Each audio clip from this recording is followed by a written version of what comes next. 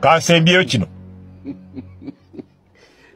Bobi Wine mu kifo ky'okukunga bannayuganda bamwegatteko bajjeko n'akyemalira Museveni.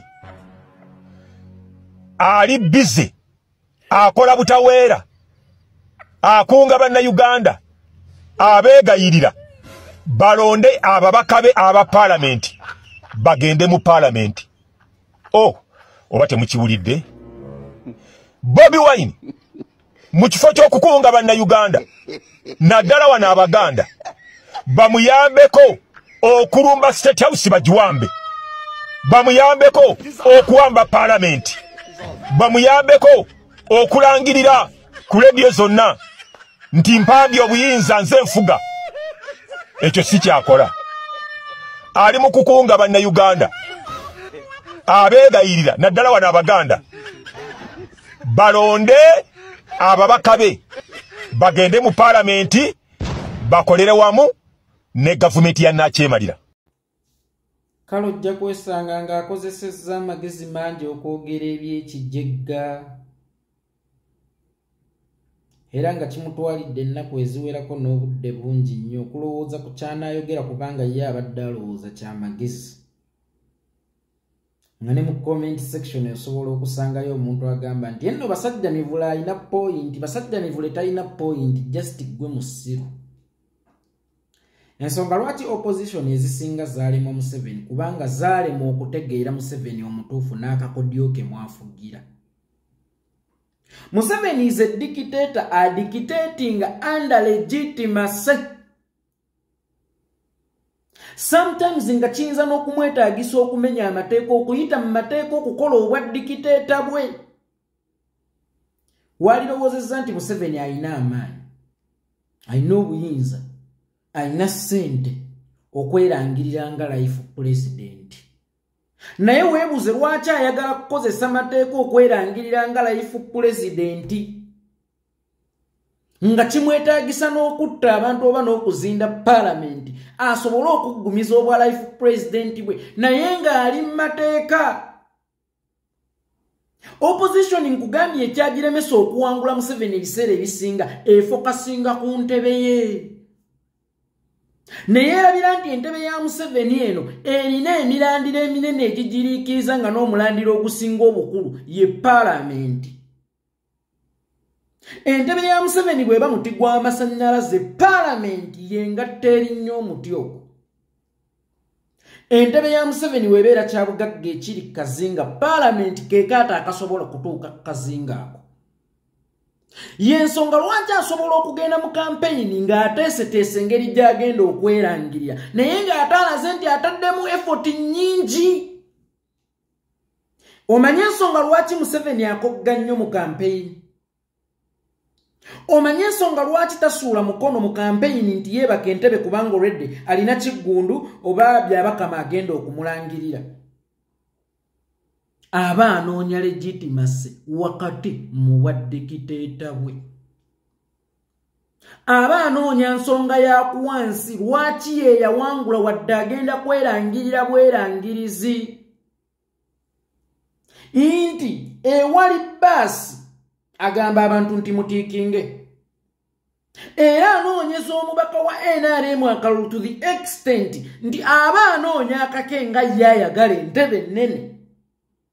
Naye aba ayagala atambule n'omubaka oba yenna avuganiza ku kkaadi ya NRM ku kifo ky'omubaka mu kitundu ekyo. Era batambula babiri kubanga amanyi obuwanguzi bw'ono kye butegeeza nti bugenda kukkaatiriza mu bwabbi obubbi. Oba ntegerekese bulungi. Museveni ne bw'aba agenda kubbira mubaka mu by election era alina ssente zaafulumya n'asaasaanya zigende ku ground zigulirira abalonzi. Era nga kimwetaagisa n'okuva entebe newankubadde alina engeri gy'agenda okucyaŋŋanyisaamu akalulu agende ku ground anoonye akalulu kubanga obuwanguzi bw'omubaka ono butegeeza kukkaatiriza buwanguzi bwe. Nti ne mu kulonda kwa bonna obuwanguzi bw'omubaka owa NRM bukkaatiriza buwanguzi bwe.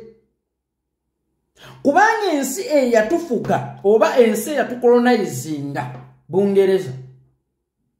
Naye Bungereza ennonda gyeronda Prime Minister waayo nti ekibiina ekisinzizza ababaka abangi mu ssetteeserezo w'eggwanga eyo automatically eyakikwatidde bendera afuukirawo Prime Minister. Kakati oŋŋamba nnina kufokasinga ku kuggyako Museveni. Naye ng'ate Bungereza eyampa ettwale oba eyantwalanga ettwale era eyandekera sisitimu y'ebyobufuzi. Prime Minister waayo ayingirira ku muwendo gw'ababaka baatutte mu ssetteeserezo y'eggwanga oba olukiiko lw'eggwanga olukulu. Kakati gw'olina ababaka 3 oli afunye ababaka 3. Bano ababaka 3 bagenda kuba bamuyamba eri community y'ensi yonna gwe wano wookira ennyingira obuwanguzi bwo. Bagenda naye ng'ababaka olina batono ku babe. That's why ngamba temunafuya nnyo bakulembeze. Kubanga obuyinza bulina emirandira kwe butuula. Inti singa tulwana, that's why nkugabuli ewali wa ambulera tikinga. Museveni ono ne bw'anaaba musajja atya oba ne bw'aliba musajja atya oba wadde abadde musajja atya nga 26 nga Besigye teyafuna ababaka 36 nga Museveni yafuna 36 ng'ebibiri bya FDC. Museveni agenda kuba talina we yeekwata kulaga nsi nti teyabba kalulu. Ne international community yennyini bali mubuuza naye ogamba wawangudde opposition ate ng'ekiraiminga nti yakuwangudde naye yakusinza ababaka waayo obuyinza bw'abandi. Kijja kitya? Okubanga awo we baakulondedde ate bababaka bo tebaabalabyemu value. Kubanga ono omubaka gwaleese ono omubaka ajja ku polling station awangudde ategeeza azze n'obuwanguzi bwa toopu. Ono omubaka akkaatiriza obuwanguzi bwo ku polling station eyo ate era nga kizibu nnyo okubakakasa ndi polling station eno nze ngiwangudde naye ng'ate ku ky'obubaka bwa Parliament bakuwangudde. Yensonga lwaki ngamba nti buli woosanga ambulera tikinga in case byabakama ayagala okuwalira buno bwe bumu ku bujulizi obulaga nti twakuwangudde. Kakati gwe bw'oba tomanyi mugaso gwa Parliament mu by'obufuzi by'ensi, njogera ku ssiga erifuga ensi eryokubiri nga sinakindi lye erisooka, kubanga ne executive gye nandirowoozezza esooka akakuŋŋunta abalondeddwa executive kayita mu Parliament. Njogera ku ssiga lyokka erisobola okukuba impeachment nga ligikubira mu mateeka era erisobola okugoba president. Erisobola omugamba nti ono minisita gw'otulondedde Kisassalala Ssebaggala ffe tumusiimye ne limugoba.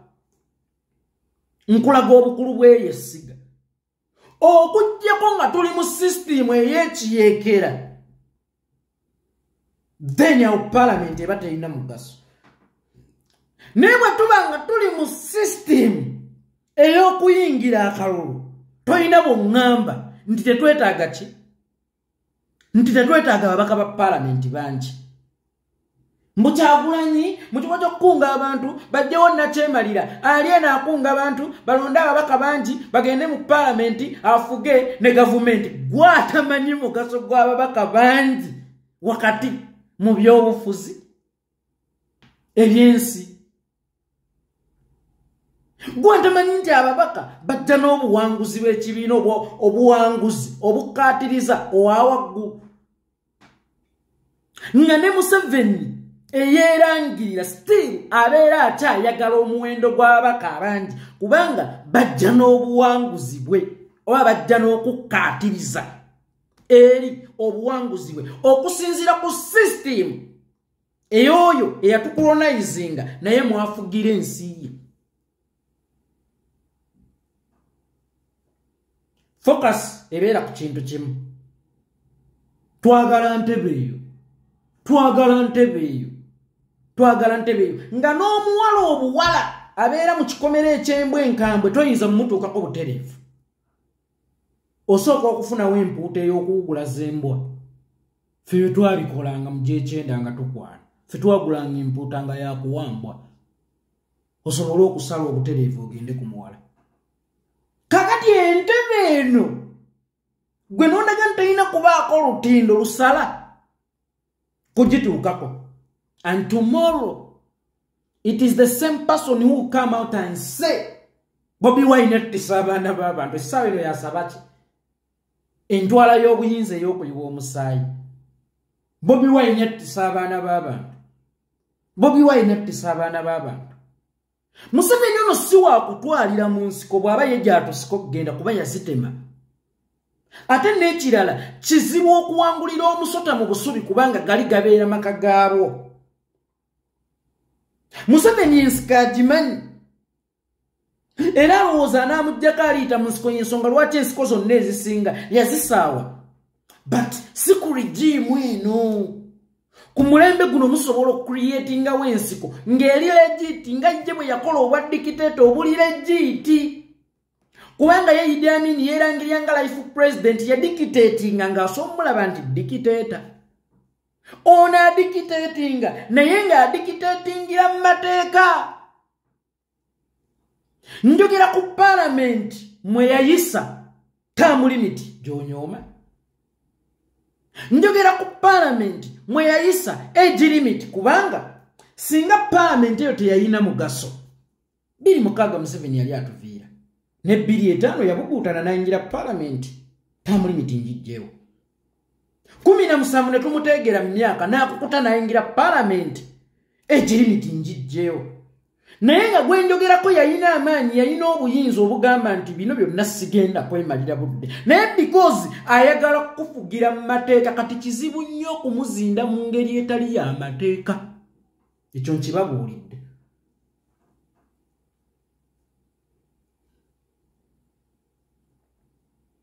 Kubanga ne bano betulowooza abalina okutuyambako gye tunoonya obuyinza yabasiba akatambaala ku maaso nti ayita mu mateeka okumenya amateeka nga sometimes kiyinza n'okumwetaagisa okutta omuntu okusobola okumenya amateeka asobole okutuulirawo mu mateeka.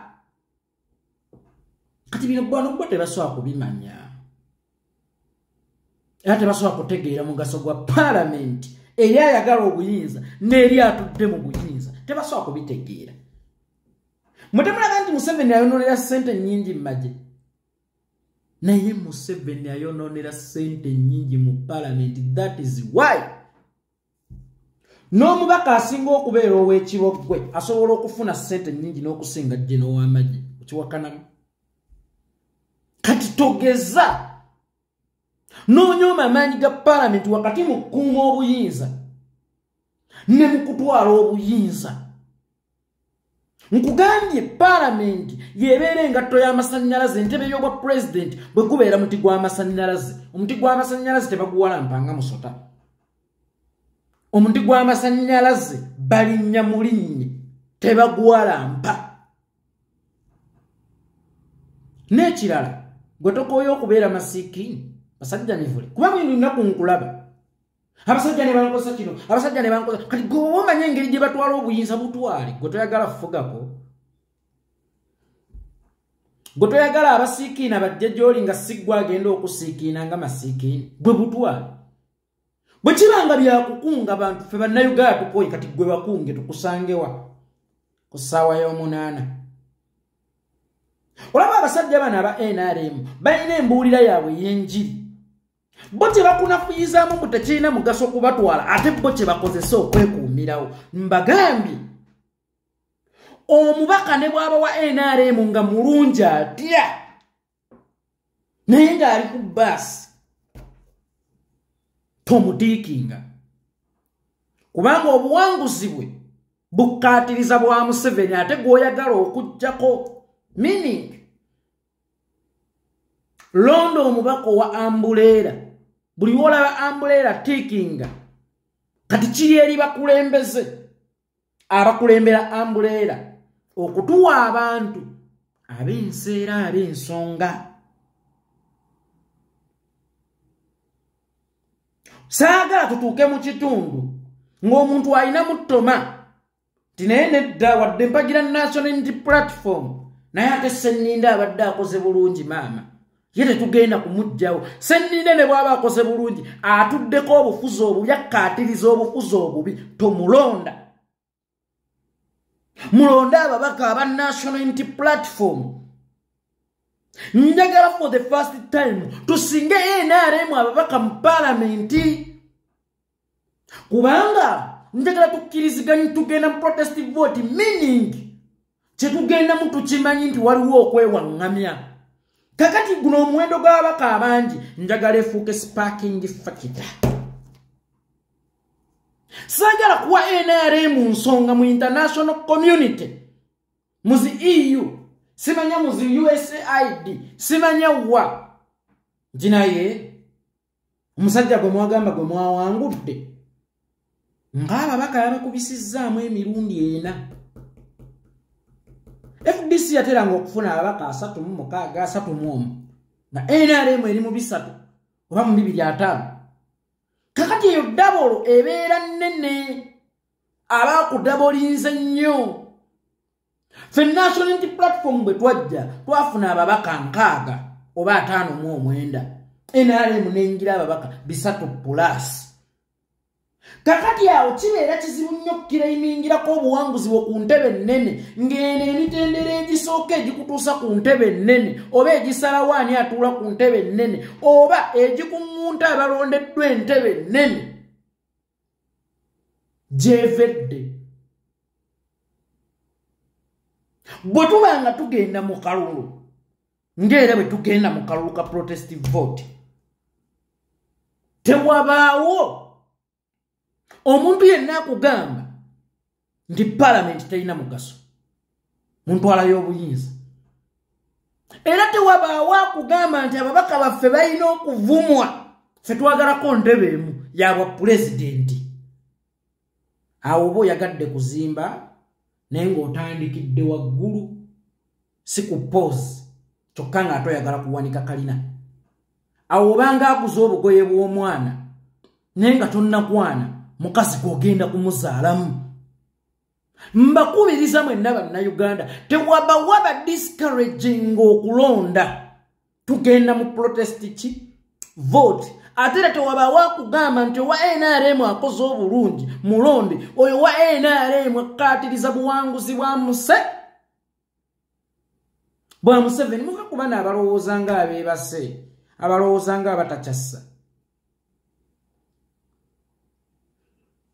Parliament ebeera talina mugaso mu nkyuka y'obuyinza ng'ate enyweza obwa Museveni era temukkiriza nga abalabe bammwe okubabubuyaza kubanga anagoba ku nswagaato lyaki nga n'olumala okwota amanda lukugira lumanzi gwe bw'oliri nnyako ligenda kukosa buwazaaki akagere kannasswe temubawa matu bali mu bagoba ku nswa oba bo bali mu bagoba mu ssiga ettuufu omuli obuyinza oba ewatandikira obuyinza era wotandikira okukirayiminga obuyinza bwo eyo parliament yekumye Museveni ebbanga lino lyonna kubanga bwe yali yakajja alina emyaka gye yali yatusuubiza okufuga bwe jaggwako nange munsiimeko mumpeemu nga si byakuwamba bisande bimeka bwe byaggwako naddayo awo wennyini nagaa nedda biwoomi wano tukyuseewo 2017 nedda biwoomi ne kano tukakyuseemu agenda mu myaka emeka naye nga golowooza we wamukuumiddewo era osooke weebuuze lwaki mu mateeka amatuufu jeno w'amagye ow'oku ntikko 5 star afuna ssente ntono mu musaala omugereke n'okusinga MP w'ekibogwe mu parliament awo wewali obuyinza wewaita amateeka gwe munnansi wanayinki bakutwale mu kkooti marshal wewaita amateeka nti n'emmwanya yali badde eriyo toyina kubeera nannyiniyo katugezizza. That's why nkugambye he might be an advanced dictator because he is dictating under legitimacy. That's why abadde muzibu okubwa gwe bameka bebagobye wonna wali gino mulaba asoolobye agenze mu New York ogeye mulaba asoolobye agenze wano because dictatingira under legitimacy mumusoke mumujjeko legitimacy nga tugenda okwirangirira bira bikofe tugenda okwirangirira. That's why omubala guno ogwa Kasuule Kakuume Kabale kakole ki nti twagala kakodyo konna wakati mu kulangirira kubanga akakodyo tekaba ka Museveni yekka n'ababakabe bangi bakababbira kubanga bategeeza kukkaatiriza buwanguzi bwono. That's why Kalonde beera Kakuume Kabale paka okalangiye gwe ng'ogattamu yekolera kageni wa NRM aliba yesimbyewo ne yekolera naye bajja mubala nkakaso osobola okwekolera tale sente yawo wennyini okumanya ebifo bye tuwangudde ate coordination yemewe eyo kiri kitya eno kiri kitya kuba buli omuntu tugenda kubaawo n'abafu. So omuntu yenna anoonya entebe y'obwa president nga parliament eno tetunuuliddwa oyagala kulya chapati nga tomanyi nti eva mu ngano bano bajegga tembawuliriza era simanyi lwaki twalwayo nga bo webali baabugulaza ensi era baabubuyaza ensi bano bwe mulowooza abaali abagezi bammwe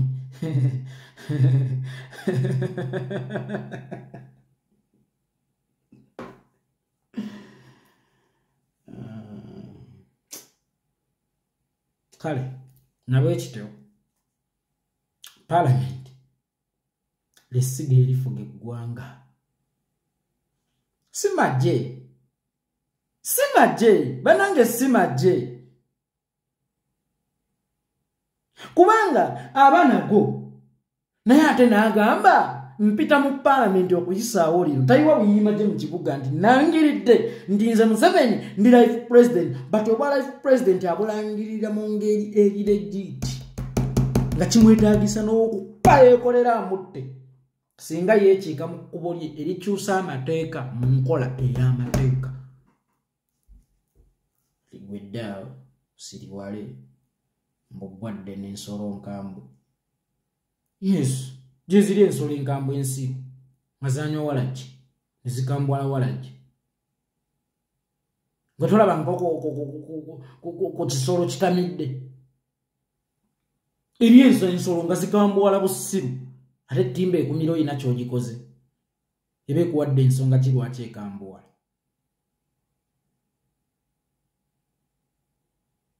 Badde n'ensolo nkambwe idiot oli nsolo yawaggwe of course nentegeera yeera ya nsolo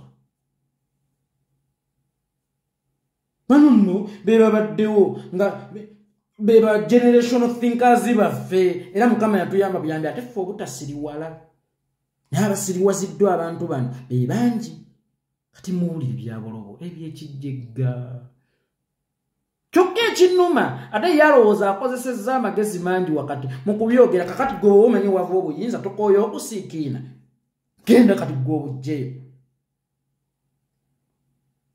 gwe genda obunoneyo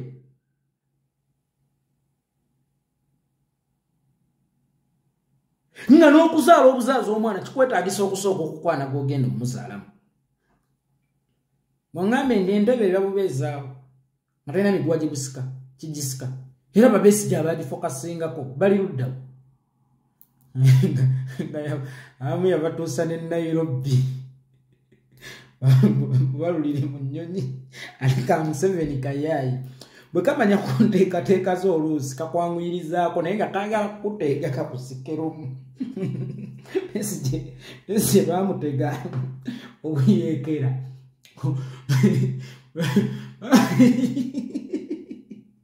Besigye baamutega obuyeekera. Najja ewange Nairobi ng'alowooza kiwedde addayo ye pulezidenti. Teriyo shortcut. Bana ekino nkibagamba. Teriyo shortcut mu success yonna. Success yonna eyita mu mitendera. Kati eno shortcut olina okugikozesa naye nga wano omutendera ogutaddewo. Nze bwe nalinga omuto walingawo omukyala Mabanda Butambala abasomera e Mabanda. Bamuyitanga Mama Sida. Mama Sida yatundanga ebikajjo, namungodi, n'akatogo. Nze nagenda nga nindi ebikajjo bye ku bwereere. Naye nga ate wano ninamu ssente in case alabyeyo. Simanyi oba okategedde nga ngenda nezigyawo ekikajjo n'entuula nga sidduseewo n'endiiraawo. Nemmala n'entambula naye nga ninamu ssente. In case akoze eki azibanjizza okumulaga nti sibbye bubbi kiki kikajjo kyo kikyentegeeza. Entebe eno tugyagala naye kano kalina okubaawo in case of anything. Era yagenda nga takalina. Mbiye muzira olw'okuba ali mu kkomera ate obaffe abali ewiro ali tubeera tutya bafalaga gwe baakutteyo muzira. Nze kubba munyago gwe bakwatidde mu kituli mbu ate ye mugezi era ye muzira. Ffe abatolose ne tudduka mbu ffe baffala. Entebe eyo okugituukako walina okubaawo ze elevations. Elevation erimera.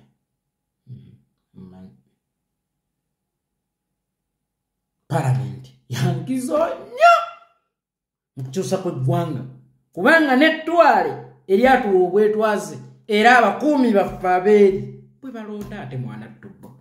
Tuvola bona abadde abawugula zebba bagamba Nabbi akalulu naye amanyiso okuba Nabbi akalulu mona mvuganya afunye ababaka 36 kyokka nga ate nze nfunye ababaka 205 kijja kitya awe balondedde ababaka bange ate ye ne balonda ye kuba pulezidenti. Bw'oba olaba kisoboka kubanga bano ababaka bange be balonze era natambulanga nabo nenkunga abantu b'ekitundu nti mubalonde kwe gabampuliriza kulonda bano babaka nze ne batannonda.